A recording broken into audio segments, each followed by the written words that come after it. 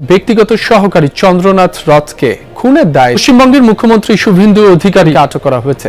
ঘটনার 6 দিনের মাথায় রাজ্য পুলিশ ও সিআইডির যৌথ প্রচেষ্টায় আটক করা হয় তাদের। চন্দ্রনাথ রথ হত্যার ঘটনায় বেরিয়ে আসছে চাঞ্চল্যকর সব তথ্য। গ্রেপ্তার করা হয়েছে মূল অভিযুক্ত বিজেপি ঘনিষ্ঠ শুভেন্দু অধিকারীকে। উত্তরপ্রদেশ পুলিশ ও এসটিএফ এর যৌথ অভিযানে ধরা পড়ে চন্দ্রনাথ রথ হত্যাকাণ্ডে এবার পুরোপুরি ফেঁসে গেলেন শুভেন্দু অধিকারী। মুখ্যমন্ত্রীর গদিতে বসার 1 সপ্তাহ পেরোতে না পেরোতেই নিজের পদ হারাতে চলেছেন তিনি। নিজের সবচেয়ে কাছের এবং দীর্ঘদিনের বিশ্বস্ত পিএসকে কি নিজের নির্দেশেই চিরতরে সরিয়ে দিয়েছিলেন শুভেন্দু? রাজনীতিতে ক্ষমতা দখলের নেশা কি এতই ভয়ঙ্কর যে নিজের ছায়াসঙ্গীকে প্রকাশ্য রাস্তায় ব্রাশ ফায়ার করে খুন করাতে বুক কাঁপে না? নিজের ব্যক্তিগত সহকারীর সাথে ঘটে যাওয়া দুর্ঘটনাকে কেন্দ্র করে ক্ষমতা হারানোর ভয়ে আছেন শুভেন্দু।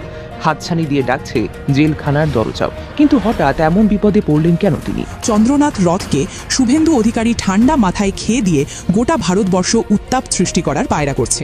কেননা এই বিজেপির নেতা শুভেন্দু অধিকারী পাক্কা একজন খেলোয়াড়।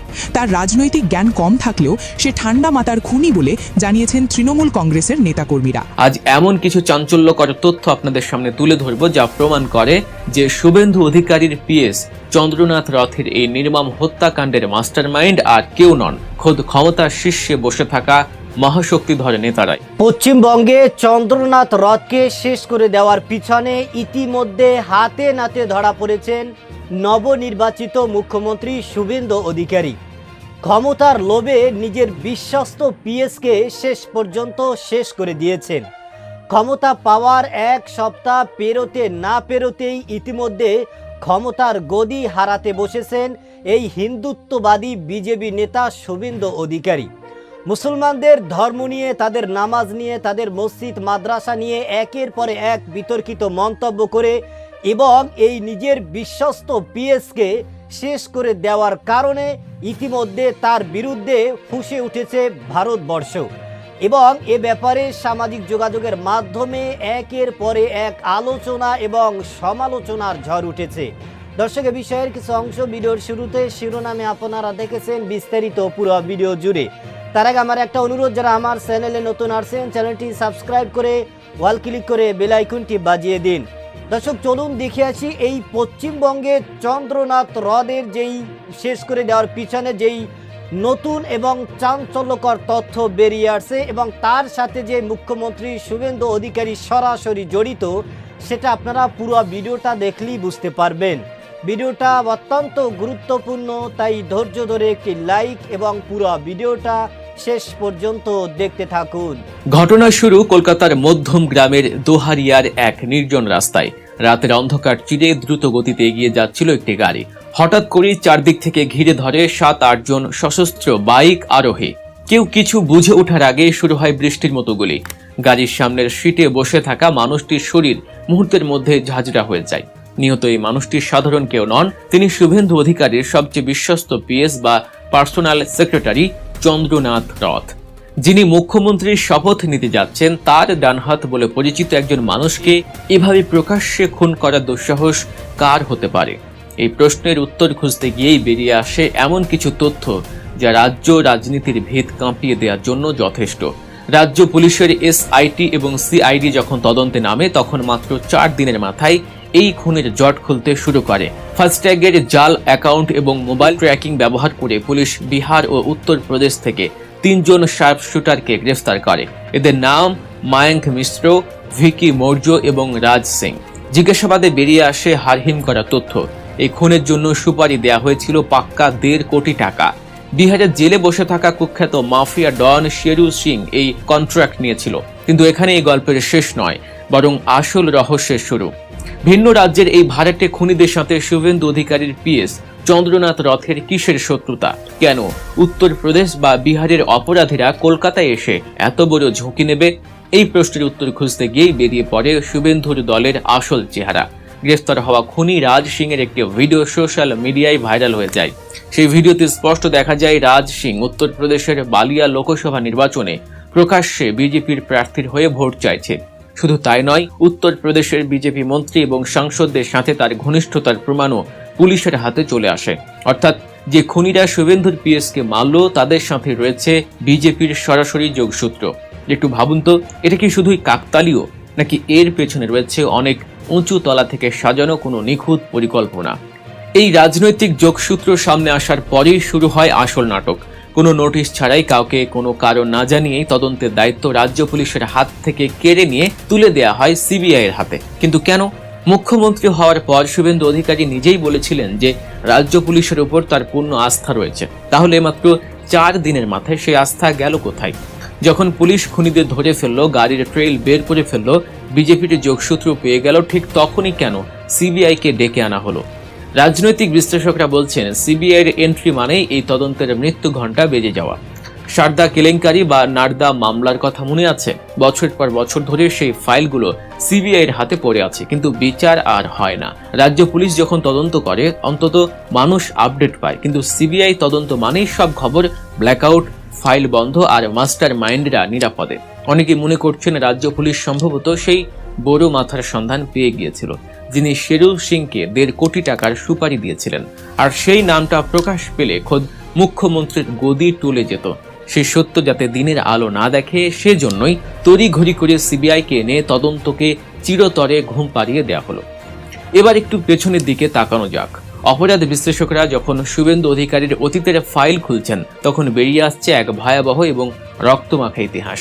চন্দ্রনাথ রথের মৃত্যুই প্রথম নয়, এর আগেও শুভেন্দু অধিকারীর সাথে যুক্ত অন্তত 3 জন ঘনিষ্ঠ ব্যক্তির রহস্যজনক এবং অস্বাভাবিক মৃত্যু হয়েছে। 2013 সালের 4ই আগস্ট শুভেন্দুর আরেক ঘনিষ্ঠ সহকারী প্রদীপ ঝাকে নির্মমভাবে হত্যা করা হয়। সে মামলার বিচার আজও হয়নি। এরপর 2018 সালে শুভেন্দুর ব্যক্তিগত দেহরক্ষী সুব্রত চক্রবর্তীর গুলিবিদ্ধ মৃতদেহ উদ্ধার হয় পুলিশ ব্যারাক থেকে। সেটিকে আত্মহত্যা বলে চালানোর চেষ্টা হলেও রহস্যের জট কোনোদিন খোলেনি। আর 2021 সালের হাই ভোল্টেজ নির্বাচনের সময় শুভেন্দুর নিজের গাড়ি চালককেও রহস্যজনকভাবে প্রাণ হারাতে হয়েছিল। একটু ভালোভাবে লক্ষ্য করুন, যারা মারা গেছেন তারা সবাই শুভেন্দু অধিকারীর সবচেয়ে কাছের মানুষ। তার পিএস, তার দেহরক্ষী, তার ড্রাইভার, প্রতিটি ক্ষেত্রেই প্যাটার্ন একদমই এক। এটা কি সত্যি শুধু কাকতালীয় ঘটনা, নাকি এর পেছনে আছে কোনো গভীর এবং ভয়ঙ্কর ষড়যন্ত্র? অপরাধ বিজ্ঞানীরা স্পষ্ট ভাষায় বলছেন, একজন রাজনীতিবিদের ছায়াসঙ্গীরা তার সমস্ত গোপন খবর, অবৈধ লেনদেন এবং ডার্ক সিক্রেটের সাক্ষী থাকেন। তারা জানেন কোথায় টাকা যায়, কার সাথে গোপন বৈঠক হয়, কোন চুক্তি কোথায় সই হয়। শুভেন্দু অধিকারীর নারদা স্টিং অপারেশনের কথা কার না মনে আছে? ক্যামেরার সামনে তাকে টাকা নিতে দেখেছিল পুরো বাংলা। সেই ঘটনা প্রমাণ করে পর্দার আড়ালে কত বড় অবৈধ লেনদেনের জগৎ রয়েছে এই রাজনীতির ময়দানে। চন্দ্রনাথ রথ ছিলেন সেই জগতের সবচেয়ে কাছের সাক্ষী। তিনি জানতেন শুভেন্দুর প্রতিদিনের শিডিউল, জানতেন কোন মাফিয়া বা শিল্পপতির সাথে কোথায় গোপন মিটিং হচ্ছে, জানতেন শত কোটি টাকার হিসেবগুলো কোথায় রাখা আছে। মুখ্যমন্ত্রীর শপথের ঠিক আগ মুহূর্তে চন্দ্রনাথ হয়তো হয়ে উঠেছিলেন এমন এক বিপজ্জনক সাক্ষী, যাকে সরিয়ে না দিলে শুভেন্দুর মসনদ নিরাপদ ছিল না। ক্ষমতার শীর্ষে পৌঁছানোর ঠিক আগে কোনো নেতার পিএস যদি মুখ খোলেন, তবে কি হতে পারে? সেটা ঠেকাতে কি 1.5 কোটি টাকা খরচ করা হলো না? ক্ষমতার মসনদে বসার আগে নিজের সমস্ত কালো অতীত মুছে ফেলার জন্যই কি এই মাস্টার প্ল্যান? দর্শক, আপনারা জানেন পশ্চিমবঙ্গে নবনির্বাচিত মুখ্যমন্ত্রী শুভেন্দু অধিকারীকে নিয়ে একের পর এক আলোচনা এবং সমালোচনার ঝড় উঠেছে। তিনি ক্ষমতা পাওয়ার পরে, শপথ গ্রহণ করার পর থেকেই মুসলমানদেরকে নিয়ে একের পর এক বিতর্কিত সিদ্ধান্ত এবং মন্তব্য করেছেন। তার এই সিদ্ধান্ত, তার এই মন্তব্য ঘিরেই কিন্তু সামাজিক যোগাযোগের মাধ্যমে শুরু হয়েছে তুমুল আলোচনা এবং সমালোচনা। এবং এই মুসলমানদের বাড়িঘর ভাঙচুর, তাদের উপরে নির্যাতন, এইগুলো করার কারণেই কিন্তু ভারতের বিভিন্ন জায়গায়, ভারতবর্ষে ইতিমধ্যে কিন্তু তাকে নিয়ে নানান গুঞ্জন উঠেছে। এবং ইতিমধ্যে তার যেই ঘনিষ্ঠ বিশ্বস্ত যেই পিএস রয়েছেন চন্দ্রনাথ রথ, তাকে যে মেরে ফেলা হয়েছে, এর পিছনেও নাকি এই শুভেন্দু অধিকারী সরাসরি জড়িত। যে কারণেই মুসলমানদেরকে নিয়ে তিনি বিতর্কিত মন্তব্য করেছেন। তাদের মসজিদ নিয়ে, তাদের কোরবানি নিয়ে, তাদের উপরে যেই নির্যাতনের স্টিল রুলার চালানো হয়েছে, এ নিয়ে কিন্তু ইতিমধ্যে তামিলনাড়ুর মুখ্যমন্ত্রী থালাপতি বিজয় কিন্তু কঠোর বার্তা দিয়েছেন। তিনি বলেছেন রাষ্ট্রের প্রত্যেকটা মানুষ তার অধিকার ফিরে পাবে এবং প্রত্যেকটা মানুষই তাদের স্বাধীনতা রয়েছে। সুতরাং ধর্ম যার যার ব্যক্তিগত বিষয়, এই ধর্ম নিয়ে যদি কারো উপরে বিন্দু মাত্র কোনো আঘাত করা হয়, তার পরিণতি, তার অবস্থা কতটা ভয়াবহ হতে পারে সেটা কিন্তু ইতিহাসের পাতায় লেখা হয়ে থাকবে। এদিকে মমতা ব্যানার্জি তিনিও কিন্তু এই শুভেন্দু অধিকারীর বিরুদ্ধে অবস্থা নিয়েছেন, মামলা করেছেন এবং তিনি সেই মামলা পরিদর্শন করার জন্য কিন্তু নিজেই আইনি পোশাক পরে হাইকোর্টে গিয়েছেন এবং তিনি এখানে অভিযোগ করেছেন যে মুসলমানদের উপরে বিভিন্ন নির্যাতন এবং এই পিএসকে শেষ করার পিছনে তার হাত রয়েছে এবং বিভিন্ন ইঞ্জিনিয়ারিংয়ের মাধ্যমে, ট্যাম্পারিংয়ের মাধ্যমে তিনি ভোট চুরি করে এরপরে ক্ষমতা এসেছেন।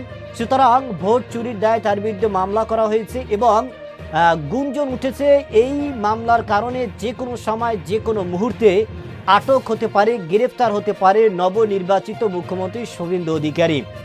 এবং এই থালাপতি বিজয় যেই কড়া বার্তা দিয়েছেন শপথ গ্রহণ করার পরে, তার এই বার্তায় কেঁপে উঠেছে পুরো ভারতবর্ষ এবং যারাই মুসলমানদের বিরুদ্ধে কথা বলেন, তাদেরকে নিয়ে নির্যাতন এবং তাদেরকে নিয়ে যারা কটূক্তি করেন, তাদের বিরুদ্ধে এবার মমতা ব্যানার্জি এবং থালাপতি বিজয় কিন্তু তাদের পক্ষ নিয়ে কথা বলেছেন।